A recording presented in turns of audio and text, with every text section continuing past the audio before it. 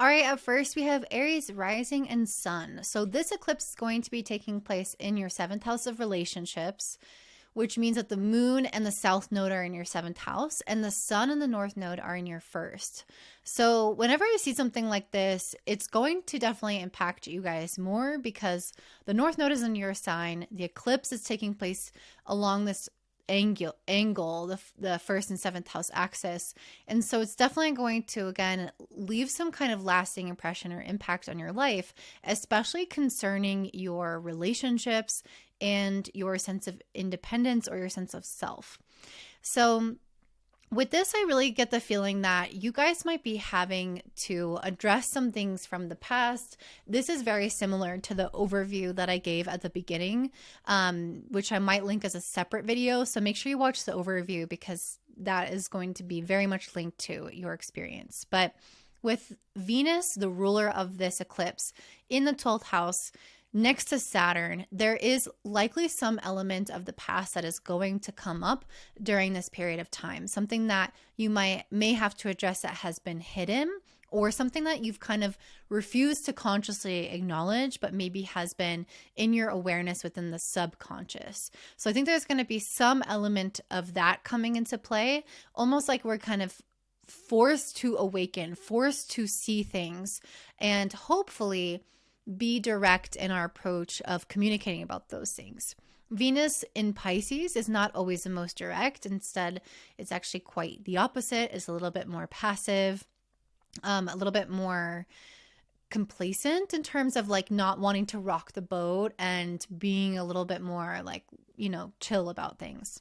So that's definitely something that I think you should be aware of as the sun and the north node are in your first house. It's really emphasizing the sense of being bold, being direct, being honest, even if those are not naturally things that you want to do around this time. I think that's still really emphasized.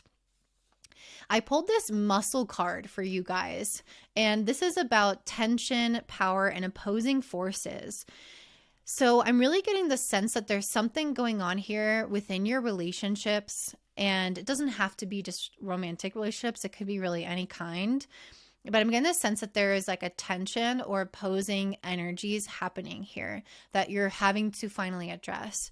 So it's like when somebody has a different way that they want to do things than you, or you have different goals and different life directions or different perspectives on something. There's a sense of, I would do it differently, or I think about this thing differently than you do.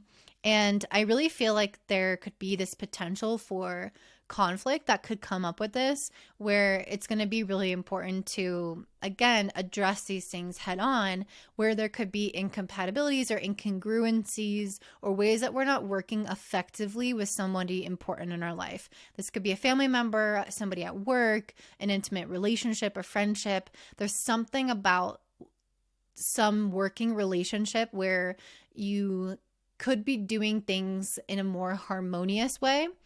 And maybe you need to address or speak about the way things are done, or the viewpoints or the perspectives or the goals, in order to make it more harmonious, in order to come to some kind of agreement or some kind of conclusion.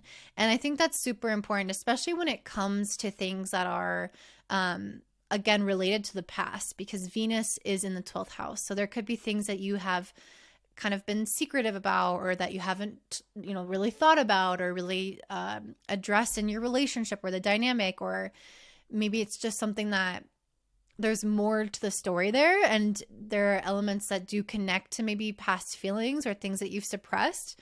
And it's like, no, we need to really sit with this and analyze this in terms of not analyzing it. I guess that's not the right word, but we need to feel into this and uproot the things that maybe have been kind of pushed to the side, to fully bring them out, to fully speak them into existence and be honest. And this could also affect as well, or be related to, your possessions, your values, or your money, because this Venus and Saturn conjunction is also sextiling Jupiter and Uranus in the second house.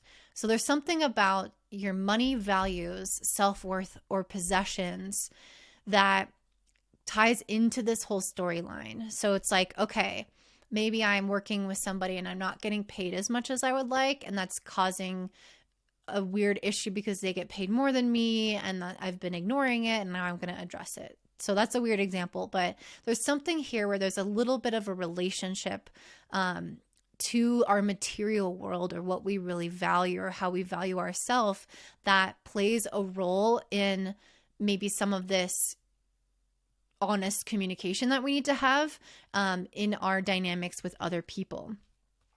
If there have been ways that we need to step outside of our comfort zone and collaborate and consider other people's perspectives, this is a time for that. This is an eclipse in the 7th house of partnership. And so even though we still have a very strong emphasis on us as individuals with the Sun and North Node in Aries, there's still something about collaborating that we can't ever get rid of. We always need to collaborate in some capacity in our life. We're co-reliant as humans. And there's something about that that can be improved in your life. With the South Node on the Moon, it's like there's stuff getting in the way, maybe some old ways of going about things, old patterns that we can decide to view differently or do differently. And for some of you, that this might mean releasing some of our emotions connected to things from the past. Again, being honest with our emotions about things that we have maybe not fully addressed. And I feel like, again, speak very plainly about what it is that we need to feel fulfilled or aligned in this collaborative effort or this relationship moving forward. So that is what I'm seeing for you, Aries. I hope that this resonates for you. I guess, is there anything else that I wanted to say? I think that's all I'll say for now. But again, I hope this resonates. If it does, please let me know in the comments down below. Don't forget to give me a thumbs up, subscribe, share with your friends, and have a beautiful day. Bye.